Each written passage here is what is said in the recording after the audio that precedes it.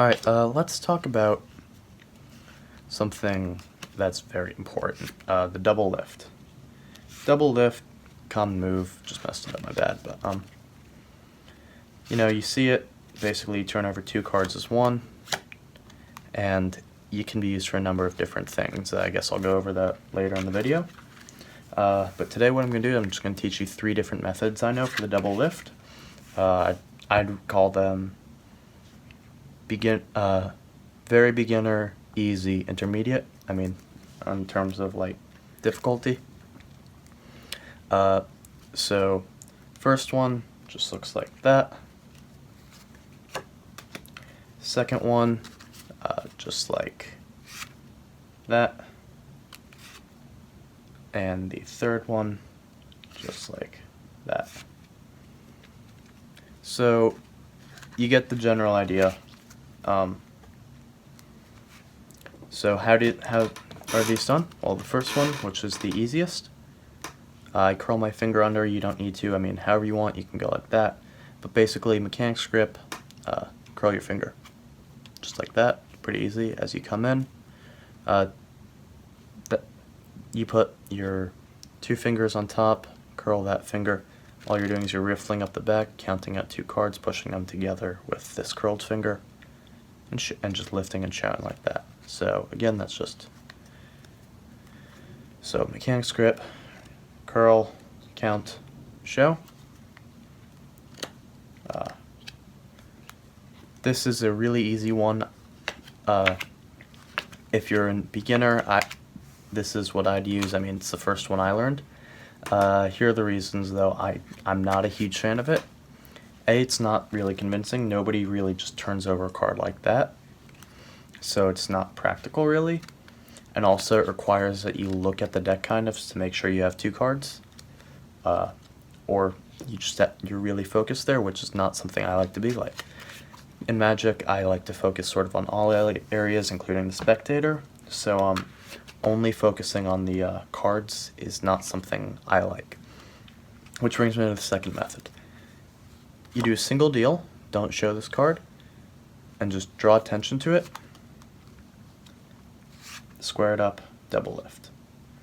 How that's done, take the top card. As you're just waving it, you're just catching a break with this hand. See, on the top card, just like that. As you're waving this around, you can do this under cover usually. So what you do is okay, so this makes sense. It's not, if you just control their card to the top, you take off their card. It makes sense this is not your card. Square it up, and I'll prove it, like that. Just do the double lift and show. Remember to catch a break. Turn it over. Now what you can do is then just show changes. I mean, you can do what you want with that. But yeah, essentially all you're doing, pulling their attention away by waving around this card while you just catch a break here, square it up, and then just lift from under that break, show, turn it back over, just like that. The final double lift, the one I find most convincing, the second one, fine, but this one I just find even more convincing. It's nice. Just looks like that. And basically how you do that, I'm still not perfect with it, but I know what I'm supposed to do. I'm still just a little bit of practice away from getting it down nicely. What you need to do, you bevel the cards in your hand. So mechanics grip, you just push your thumb kind of right there across, like that, creates a bevel. Your hand just comes in quickly, counts up two cards, pinches them together, turns them. I like to keep the corners off the deck like that. A lot of magicians don't like it because it seems less convincing somehow. I think it's fine because no one's really paying attention to a detail that small. I mean, the small things obviously make the big thing, but no one really cares about that. And it just makes it much easier to finish it. So just again, just like that, boom, boom, bevel. Point as your hand comes in, your pointer finger just comes, riffles two cards, or just counts two cards. Boom, boom, boom, boom. I mean, even if you do flash a little bit, it's not really going to matter. I'd say, honestly, if you're trying to show a specific card here, your biggest concern is taking 3 cards, because if you're somebody who likes to do tilts, which I'm still not very good with, where you take the card, put it in the middle of the deck, just like that, I'd say your biggest concern is actually pulling more cards than 2, because 2 cards you'll actually find often will feel like 1, and I can't tell you how many times I've done triple lifts when I've been meaning to do doubles. So like that was an example. So yeah, that's 3 different methods of the double lift. Alright, I promised I'd talk about when this can be used. So this can be used in a number of different things. So let's say your spectator picks a card, pick that one. Alright, 6 of diamonds.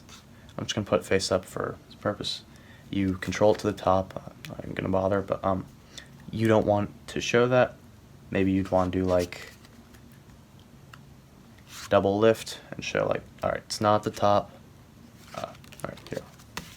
Alright, so like you can show, alright, your card's not on the top, not on the bottom. Would it be fair to say it's somewhere lost in the deck? And when they'd have to agree to at that point, and you can just show, boom, on the top. What this sets you up to do, you can do a snap change, so like that. That was bad, but you get the general idea. It can be used to hide cards. If you're somebody who plays with tilts, I probably don't need to tell you. Show the card, place it into the center. I'm not very good with a tilt, but then you can just do a double lift there and show it on the top. This can be used in some ambitious cards. I actually have a friend who does this with his ambitious card. He does a tilt, and just like that. And it's just a very nice looking move. It was a butchery. Sorry, it's 2 o'clock at night and I am just bored. So yes, that is, I guess, how you'd use a double lift, how you do a double lift, and yeah, thanks for watching. Hope you enjoyed.